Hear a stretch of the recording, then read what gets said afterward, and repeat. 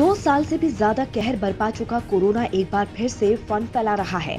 अभी कुछ दिन पहले ही चीन में कोरोना के केस बढ़ने शुरू हुए थे, जो अब ब्राजील और जापान तक पहुंच गए हैं। एक बार फिर कोरोना वायरस ने डराना शुरू कर दिया है। दुनिया के कई देशों में स्थिति बेकाबू होती नजर आ रही है। चीन में तो स्थिति अब नियंत्रण से बाहर जा रही है। एक बार फिर चीन कोरोना का हॉट स्पॉट बनता जा रहा है। चीन के कई शहरों में हालात लॉकडाउन जैसे हो गए हैं।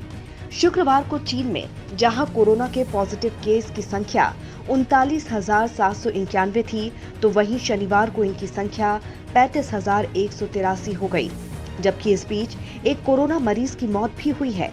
इसी के चलते चीन के कई हिस्सों में आंशिक लॉकडाउन लगाया गया है और कोरोना के टेस्ट बढ़ाए गए हैं। वहीं कई अन्य प्रतिबंध लागू किए गए हैं।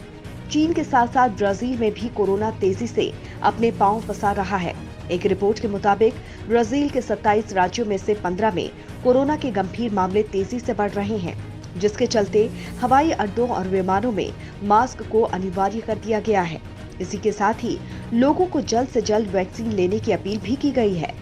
उधर जापान में भी कोविड का प्रकोप देखने को मिल रहा है। जापान टुडे की रिपोर्ट के मुताबिक जापान में शनिवार को 1,25,327 नए कोरोना मामले दर्ज किए गए। जापान की राजधानी टोक्यो में 13,569 नए मामले दर्ज किए।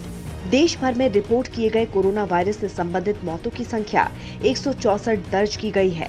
अभी कुछ दिन पहले जापान के पीएम फूमियो किशिदा ने कहा था कि हम स्थिति की बारीकी से निगरानी कर रहे हैं और लोगों के जीवन और स्वास्थ्य की रक्षा के लिए सब कुछ कर रहे हैं। कुल मिलाकर ये बात साफ है कि कोरोना एक बार फिर से लौट रहा है।